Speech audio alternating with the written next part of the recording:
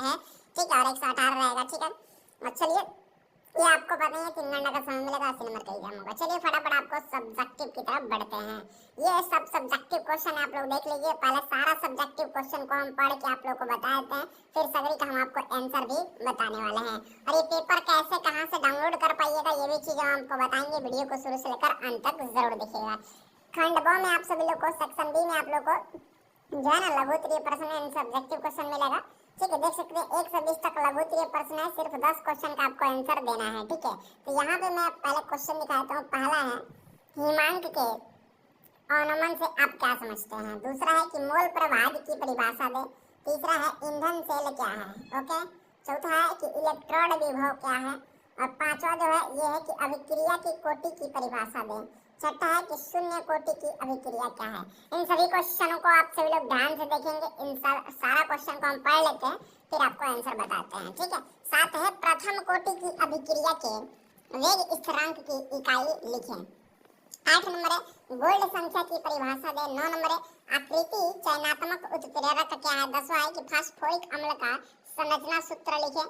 11 है ओजोन ऑक्सीकरण एवं अपचायक दोनों की तरह व्यवहार करता है, समझाइए, ठीक है। इसके बाद 12 नंबर क्वेश्चन है HCl, HBr, HF एवं HI को अम्लीय शक्ति के बढ़ते क्रम में सजाइए, ठीक है। चलिए नेक्स्ट क्वेश्चन ये रहा आपका 13 नंबर की उत्कृष्ट गैस क्या है। 14 है कि संक्रमण तत्व जटिल यौगिक का निर्माण क्यों करते हैं, ये ठीक है। धैर्य बनाए रखिए, पहले क्वेश्चन को पढ़ लेते हैं, देख लेते हैं, बता देते हैं कि कौन कौन क्वेश्चन है, फिर इसके बाद से आंसर आपको बताएंगे, ठीक है। चलिए 15 है कि Cu+2 एवं Zn+2 आयनों की संख्या, आयनों की जो है ना, आयनों में किसका जलीय विलयन रंगीन होता है और क्यों। इसके बाद 16 नंबर क्वेश्चन है क्या होता है जब एथिल ब्रोमाइड को सोडियम एथोक्साइड के साथ गर्म किया जाता है, ठीक है। इसके बाद 17 नंबर क्वेश्चन है कि परिशोधित स्पिरिट किसे कहते हैं। 18 की अणु सूत्र C2H6O के 2 समावयवी अयौगिकों के नाम एवं सूत्र लिखें। नेक्स्ट 19 नंबर क्वेश्चन है कि डीएनए के पूर्ण जल अपघटक से प्राप्त यौगिक के नाम बताइए। 20 है कि निम्नलिखित के एक एक उपयोग बताइए। ये सारा सवाल है आपका, ठीक है। इसके बाद यहाँ से आपका दीर्घोत्तरीय क्वेश्चन स्टार्ट होता है। दीर्घोत्तरीय क्वेश्चन को देखिएगा, ये रहा आपका दीर्घोत्तरीय क्वेश्चन, ठीक है। लॉन्ग आंसर टाइप क्वेश्चन, ठीक है। 21 से 26 तक दीर्घोत्तरीय है, जिसमें से 3 प्रश्नों का आपको आंसर देना है, ठीक है। चलिए 21 नंबर क्वेश्चन है कि निम्नलिखित को उदाहरण सहित समझाइए, ठीक है। पहला है कि अनुचुंबकीय पदार्थ और दूसरा है कि फेरोचुंबकीय पदार्थ। इन दोनों को जो है ना उदाहरण सहित समझाना है और ये आपका पूरा 5 नंबर का है। 3 क्वेश्चन का जवाब देना है, 5-5 नंबर आपको मिलेगा, ओके। चलिए यहाँ पे ध्यान देंगे, राउल्ट के नियम की व्याख्या करें। इस नियम के आधार पर आप आदर्श और अनादर्श विलयनों में किस प्रकार विभेद करेंगे। 23 है कि हेमेटाइड अयस्क से लोहा के निष्कर्षण का संक्षिप्त वर्णन करें। 24 अंतरिक्ष ऑर्बिटल एवं बाह्य ऑर्बिटल जटिल यौगिक से आप क्या समझते हैं। 25 नंबर है निम्नलिखित की व्याख्या करें, ठीक है। और यहाँ पे क्वेश्चन दिया गया है कि फॉर्मिक अम्ल एसिटिक अम्ल से प्रबल अम्ल होता है। दूसरा है कार्बोक्सिलिक अम्ल का क्वथनांक समान द्रव्यमान के अल्कोहल की तुलना में अधिक होता है। ये क्वेश्चन है, ठीक है। इसके बाद ये आपका 26 नंबर की प्रोटीन की प्राथमिक संरचना की व्याख्या करें, ठीक है। आप लोगों ने लघुत्तरीय दीर्घोत्तरीय सारा क्वेश्चन देख लिया। अब यहाँ पे हम 10 को जो है ना लघुत्तरीय का आंसर आपको बता देते हैं। पहला हिमांक के अवनमन से आप क्या समझते हैं। चलिए लाइन में लाइन आंसर यहाँ पे आप लोग देख पाएंगे, ठीक है।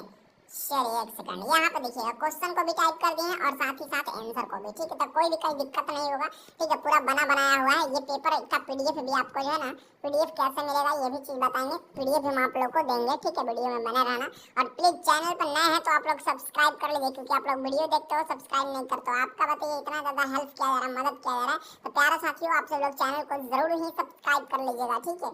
चलिए देखिएगा यहाँ पे फर्स्ट नंबर जो क्वेश्चन था, इसका आंसर है कि हिमांक का अवनमन वह घटना है जिसमें किसी शुद्ध विलायक में कोई अवाष्पशील विलय मिलाने पर उसका, ध्यान दीजिएगा, मिलाने पर उसका जो है ना हिमांक कम हो जाता है, अर्थात विलयन शुद्ध विलायक की तुलना में कम तापमान पर जमता है। ये आपका आंसर होगा।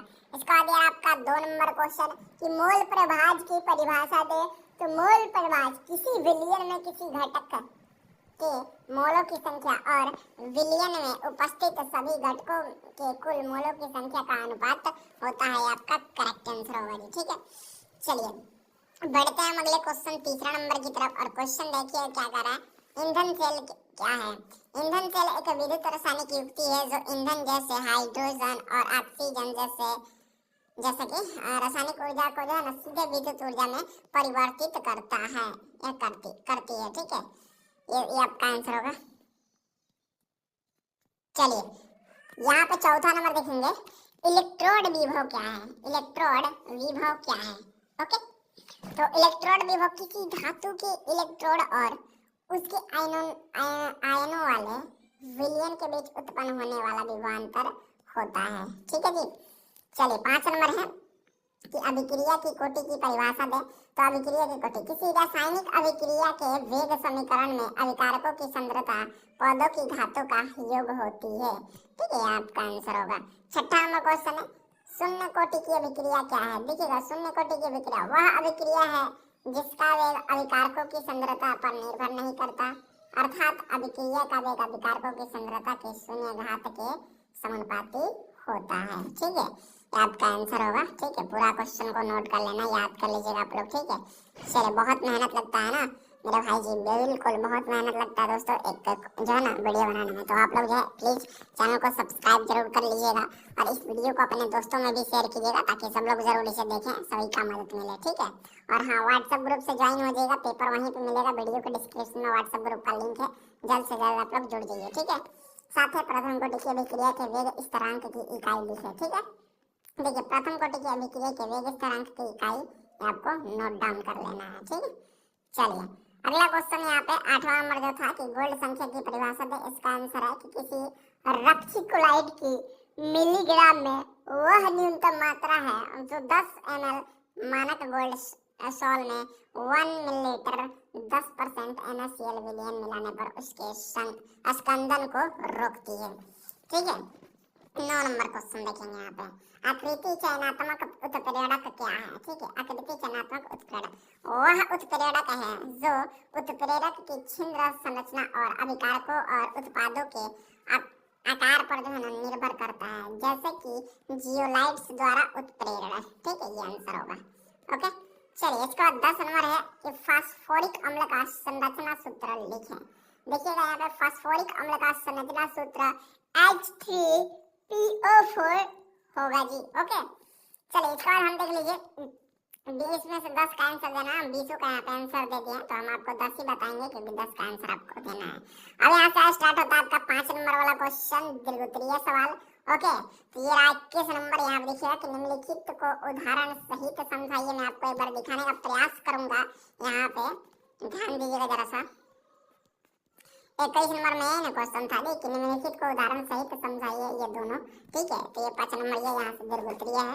ठीक है, तो अब यहाँ से हम लोग दीर्घोत्तरीय को देखते हैं। ठीक है, चलिए ये रहा आपका 21 नंबर, उदाहरण सहित समझाइए। देखिए अनुचुंबकीय पदार्थ है ना, तो यहाँ पे हम समझाएं कि अनुचुंबकीय पदार्थ 5 नंबर का है ना, तो कुछ ना कुछ तो ज्यादा लिखना पड़ेगा ना। ठीक है, देखिए अनुचुंबकीय पदार्थ वे होते हैं जो बाह्य चुंबकीय क्षेत्र द्वारा दुर्बलता पूर्वक आकर्षित होते हैं। इनके परिणामिक या आणविक कक्षकों में अयुग्मित इलेक्ट्रॉन होते हैं। चुंबकीय क्षेत्र में रखे जाने पर ये अयुग्मित इलेक्ट्रॉन क्षेत्र की दिशा में जो है ना संरेखित हो जाते हैं, जिससे कमजोर चुंबकत्व उत्पन्न होता है। जब बाह्य चुंबकीय क्षेत्र हटा दिया जाता है तो यह चुंबकत्व लुप्त हो जाता है। उदाहरण ऑक्सीजन, कॉपर, आयरन, ये सारा हो जाएगा। ठीक है, चलिए और लोह चुंबकीय पदार्थ का भी यहाँ पे हमने बताया है। लोह चुंबकीय पदार्थ बाह्य चुंबक क्षेत्र द्वारा जो है ना दृढ़ता पूर्वक आकर्षित होते हैं तथा बाह्य क्षेत्र के हटाने जाने के बाद भी अपना चुंबकत्व बनाए रख सकते हैं। इसमें डोमेन होते हैं जो छोटे क्षेत्र होते हैं जहाँ परमाणुओं के चुंबकीय आघूर्ण एक ही दिशा में संरेखित होते हैं। बाह्य चुंबकीय क्षेत्र की अनुपस्थिति में ये डोमेन अनियमित रूप से जो है ना उन्मुख होते हैं, लेकिन प्रबल चुंबकीय क्षेत्र की उपस्थिति में वे क्षेत्र की दिशा में जो है ना संरेखित हो जाते हैं, जिससे प्रबल चुंबकत्व उत्पन्न होता है। उदाहरण आपका लोहा, निकेल, कोबाल्ट हो जाएगा सारा चीजें, ठीक है। चलिए तो यहाँ पे देख लीजिए, हम आपको जो है ना एक ही क्वेश्चन यहाँ पे सब्जेक्टिव का 5 नंबर वाला का बताए हैं, बाकी आपको जो है ना लघु उत्तरीय का पूरा आंसर